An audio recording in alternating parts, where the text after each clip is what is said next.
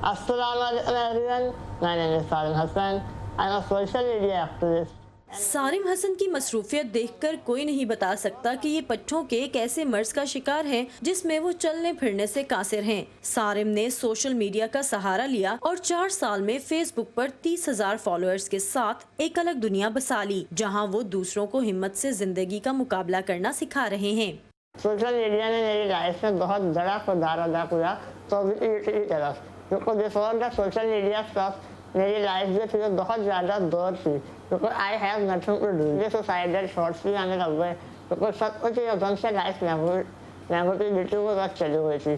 फिर मैंने दोस्तों से, कजन से हैं सीनियर, उनसे सलाह मशवरा किया कि मैं ऐसा क्या काम करूँ। तो उन सब ने मुझे यही कहा कि तुम बोलते बहुत अच्छा हो और तुम लिखते बहुत अच्छा हो, तो तुम सोशल मीडिया को अपने लैडर ऑफ सक्सेस बनाओ।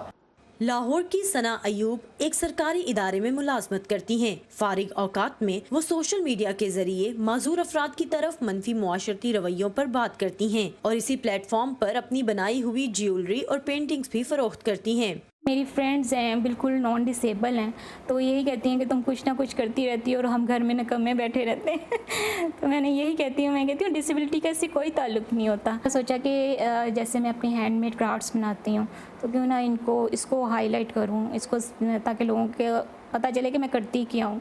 मैं उनके लिए सिर्फ एक माजूर लड़की ना रहूँ, मेरा हुनर और मेरी सलाहियतें उनके सामने आनी चाहिए। फिर मैंने सना डेकोर्स के नाम से अपना पेज बनाया और वहाँ पे काफ़ी लोगों ने उसको लाइक किया और काफ़ी ऑर्डर्स वगैरह आते रहते हैं। रावलपिंडी के सैयद उमैर ने वेब डेवलपिंग और ग्राफिक डिजाइनिंग के बहुत से कोर्सेज कर रखे हैं। व्हील चेयर पर जिंदगी महदूद सही, मगर सोशल मीडिया पर इनकी चंद ही वीडियोस ने इनके लिए लामहदूद मौके पैदा कर दिए। ये ओपन करना है यूएस, ऑस्ट्रेलिया, कनाडा और डिफरेंट कंट्रीज़ के लिए लाइव सेशन डिलीवर किए थ्रू सोशल मीडिया ही। इस तरह मुझे इतने अच्छे और लोग मिले थ्रू सोशल मीडिया से ही, जिन्होंने मेरी एजुकेशन को इम्प्रूव करने में हेल्प किया, एक आईटी एक्सपर्टीज़ को हेल्प किया इम्प्रूव करने में। अर्निंग के हवाले से काफ़ी इम्पैक्ट पड़ा, प्रोजेक्ट्स मिलने शुरू हुए मुझे सोशल मीडिया से।